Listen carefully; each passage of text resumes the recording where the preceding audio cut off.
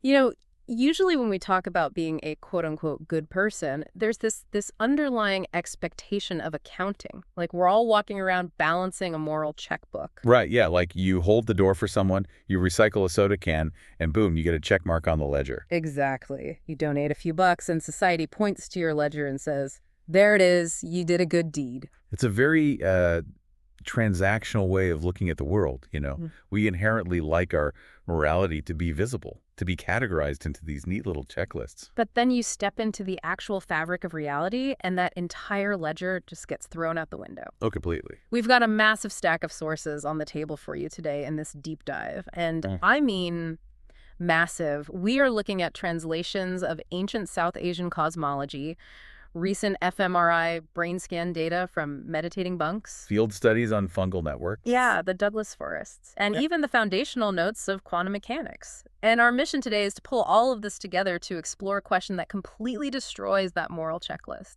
Which is, what if doing what is best for everyone isn't actually an ethical question at all? Right. What if it's a structural, physical, and cosmological reality? It's an absolute paradigm shift.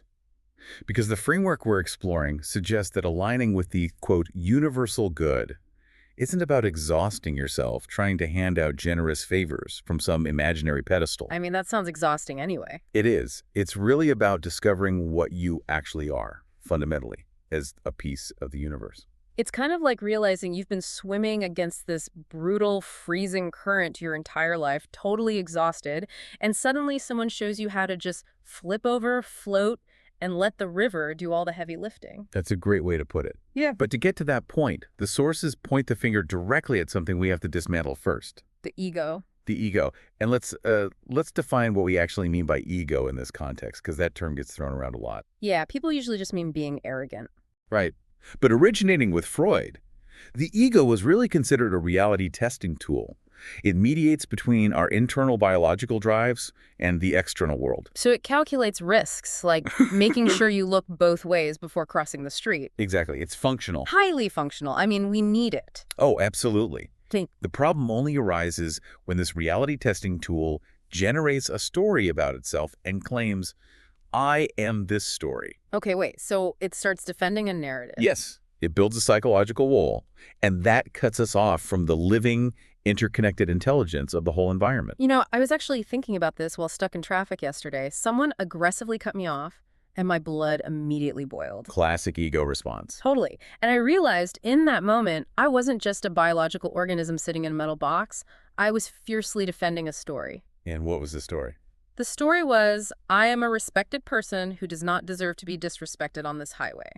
And the Hindu philosophy in our text actually calls this mechanism ahamkara, right? Which translates to the eye maker. The ahamkara is fascinating because ancient traditions don't view it as an inherently evil force.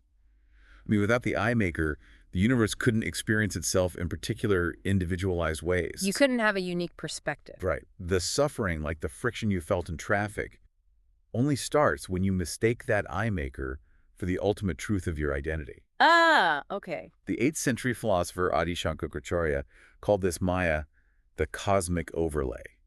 It's the superimposition of a false boundary around a portion of infinite awareness. Okay, so the ego is basically a spacesuit. A spacesuit, I like that. It's a functional piece of gear we absolutely need to survive the environment of a 3D conditional world.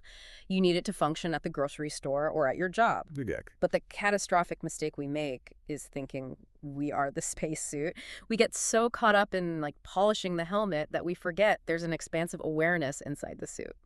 And Tibetan Buddhist teachings in the Dzogchen tradition describe that awareness inside the suit as Rigpa. Yeah, it's the inherent sky-like awareness that is continuously present before, during, and after all our conceptual thoughts. So it isn't a state you have to frantically try to achieve or build. Not at all. Yeah. It's the default reality that remains when you just stop defending the spacesuit. Which is such a massive relief for anyone listening who thinks letting go of the ego means disappearing into some dark, empty void. Right, you don't just vanish. Yeah, you unzip the suit and you aren't met with nothingness. You're met with everything that was always there.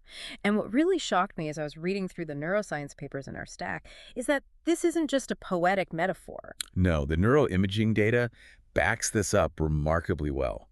Researchers have looked at the brains of highly experienced Tibetan and Zen meditators. And what did they find? Well, when they report reaching these open, boundaryless states of awareness, a very specific network in the brain drastically quiets down. It's called the default mode network, or DMN. I was reading about the DMN, and it's essentially the brain's prediction and rumination machine, right? Basically, yeah. It links up different regions to maintain our narrative identity. It's the circuitry that constantly time travels, like worrying about social status, agonizing over past regrets, or, you know, running simulations of future anxieties. It is the neurological correlate of your spacesuit. Wow. And the DMN is highly energy intensive. Its whole job is to keep the boundary of you intact. So when the DMN activity decreases during meditation, the subjective experience isn't blankness. Exactly. It's not unconsciousness. It's an expanded, vividly clear, interconnected awareness. The circuits devoted to the story of me get quiet, and the sensory field of everything becomes intensely perceptible. But okay, if the ego is just a suit and we manage to quiet down that default mode network, where does this newly expanded version of us actually make decisions? What do you mean? Well, we still have to get up, go to work, and participate in society. We can't just dissolve into a puddle on the floor. Right, right. Well, this requires us to look at the architecture of time itself. Time. Okay, color me intrigued. The sources suggest that an expanded self operates in the eternal now through something called the middle way. Okay, let's break that down. Classical Newtonian physics conceived of the present moment as a mathematically zero-thickness line. Just a knife edge constantly slicing an infinite past from an infinite future. Basically, a ghost with no actual duration. Exactly. But the text highlights an incredible realization by Erwin Schrödinger, one of the founders of quantum mechanics, who, by the way, also deeply studied Advaita Vedanta. Which is wild in itself. Right. Schrödinger observed that mathematically and experientially, the present moment is the only window through which anything actually occurs. That really bent my brain when I read it, because it's true, the past only exists as a present memory, and the future only exists as a present anticipation. Sensation, recognition, love, gravity, it all happens exclusively in the now. Nothing has ever happened outside of it. The Hindu concept of kala, or time as a cosmic force, illustrates this beautifully. How so? The divine ground is absolute stillness, and temporal motion dances upon it without ever disturbing it. So resting in the eternal now isn't about freezing time or, ignoring consequences. Right. It's about anchoring your awareness in that underlying stillness, rather than getting swept away by the manic time traveling of the DMN. The Tao Te Ching describes this anchored state as Wu Wei, which means effortless action. And the Buddha's concept of the middle way ties right into this, too. It does. Because when he formulated it, he had already tried being a prince with every worldly pleasure, and he had tried being an ascetic, basically starving himself in the forest. Both extremes failed to produce liberation. Yeah, because both were still organized around a defending ego. One version of the self wanted sensory pleasure, the other wanted spiritual purification through pain. Exactly. The middle way is frequently misunderstood as a 50-50 compromise, like a mathematical midpoint between indulgence and asceticism. Just kind of splitting the difference. Right, but it's not. It is a total transcendence of the entire framework that generates those poles. It releases both grasping for the good and aversion to the bad. I have to push back a little here, though. Okay, go for it. Because sometimes when I hear terms like the middle way or releasing aversion, it sounds incredibly passive. It sounds like existing in this bland, neutral gray zone where you just don't care enough to take a stand on anything, like being a lukewarm blob. That's a very common misconception. Let's look at the actual mechanics of resilience to clear that up. The Hermetic tradition encodes this in the law of rhythm. The law of rhythm. Right. Everything swings like a pendulum between poles. Joy and sorrow, growth and decay. The master of self doesn't neutralize the swing by turning numb. It makes me think of an off-road vehicle with a highly advanced active suspension system. Oh, I like where this is going. So the tires are violently bouncing over rocks and craters, absorbing massive impacts.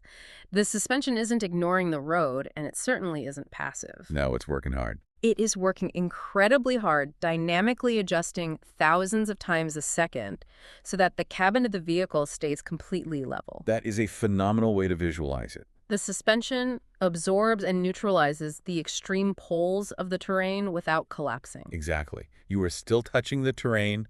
You still feel the grief and the joy, But you find a depth within yourself, your suspension system, where the rhythms of experience oscillate without destabilizing your ground. Okay, so we've covered the internal philosophy, but I want to move out of our own heads. Let's do it. If we are resting in this now and utilizing this active suspension of the middle way, does it actually impact the physical world around us? That's the million-dollar question. Right. I was digging through the physics papers we gathered, and I found this story about a Dutch physicist named Christian Huygens in 1665 that just blew my mind. Ah, the discovery of entrainment. Yes. So Huygens was sick in bed watching two pendulum clocks mounted on his wall, and he noticed that over time, their swings perfectly synchronized. And they weren't mechanically linked at all. Not at all. The sync happened because subtle kinetic vibrations were traveling through the shared medium of the wooden wall. The stronger pendulum was pulling the weaker one into its rhythm. Exactly. And nature does this constantly. Fireflies in a forest spontaneously flash in unison. Heart cells in a petri dish, separated from a body, will eventually begin to beat together. Entrainment is essentially the physics of relationship. It empirically demonstrates that coherence is the natural state of connected systems. And dissonance only happens when they're isolated. Dissonance, or lack of sync, only arises when systems isolate themselves. And if we apply this biological physics to human beings, the research from the HeartMath Institute reveals something staggering about our own bodies. What's that? The electromagnetic field generated by the human heart is roughly 60 times stronger in amplitude than the field generated by the brain. But I'm genuinely skeptical here. Okay. I mean, I understand pendulums vibrating a wall, but how does my emotional state, like a mood, a feeling of peace, physically leave my body and alter someone else's brainwaves? It comes down to Faraday's law of induction. Moving electrical charges create magnetic fields. Exactly. Your heart is the most powerful source of synchronized electrical activity in your body. There. When you are in a state of cardiac coherence, which happens when you feel genuine care, compassion, or grounded presence, your heart rate variability smooths out into a highly ordered sine wave pattern. And that does what? This generates a measurable, structured electromagnetic pulse that radiates outward. Through magnetic induction, that field literally influences the nervous systems of people sitting in your immediate vicinity. Wait, so it acts exactly like a biological Wi-Fi router. Pretty much. The boundary between me and the room I'm sitting in isn't a solid wall, it's a permeable membrane. Your inner state is an observable field event. You are broadcasting your physiological alignment or your chaotic dissonance into the environment constantly. And the sources scale this up far beyond human beings. Oh, massively. Suzanne Simard's ecological research on the Wood Wide Web takes this broadcast of coherence and maps it onto entire forests. Right, she studied Douglas firs in British Columbia. Yeah, and she mapped out these massive underground mycelial networks, fungi that connect the roots of the trees. The mycelium acts as a biological internet, transferring information and resources. But what fascinated me is how they do it. The older mother trees use this network to pump carbon and nutrients to younger seedlings growing in the shade. They literally share resources with stressed trees. Yes. When a tree is attacked by insects, it sends chemical stress signals down into the fungi to warn the rest of the forest to upregulate their defensive enzymes. It's brilliant. But fungi don't have brains. They don't have a moral compass.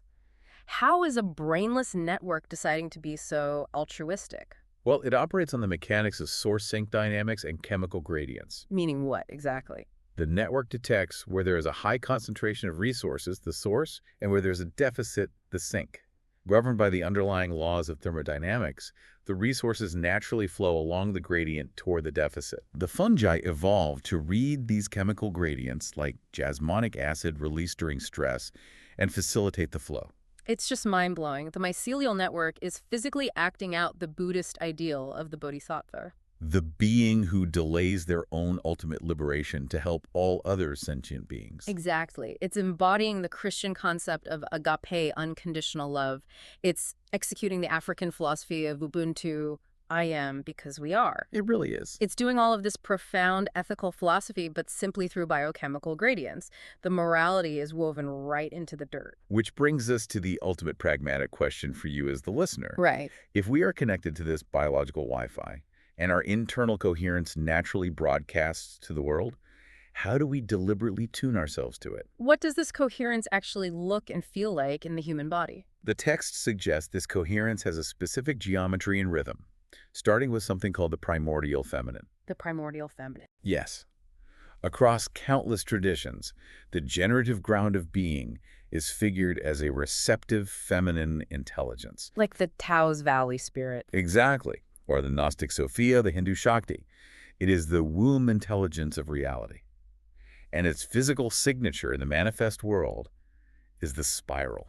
The mathematical signature of harmonious growth. Precisely. The spiral represents the golden ratio, phi, and the Fibonacci sequence. It dictates the arms of spiral galaxies, the rotation of hurricanes, the double helix of our DNA, even the unfolding of a fern frond. It is the geometric form that growth takes when it is in perfect harmony with itself and its environment. I have to question the behavioral application of the spiral, though. Why is that? Because colloquially, when someone says, oh man, I'm really spiraling right now, they mean a panic attack. Right. They mean they're stuck in a toxic loop, obsessing over a mistake. But that is our colloquial misuse of the term. Okay. Mathematically and cosmologically, a spiral is the exact opposite of a stuck loop. A circle repeats the identical path endlessly. That is a panic attack. Okay, so what is a spiral then? A spiral is the geometry of a return that does not repeat identically. You hit the same angle, the same position, but at a wider radius. Oh, wow. It is an evolutionary homecoming. Oh. You continually return to your center while simultaneously expanding your periphery. You integrate what you've learned to hold a wider embrace of the world.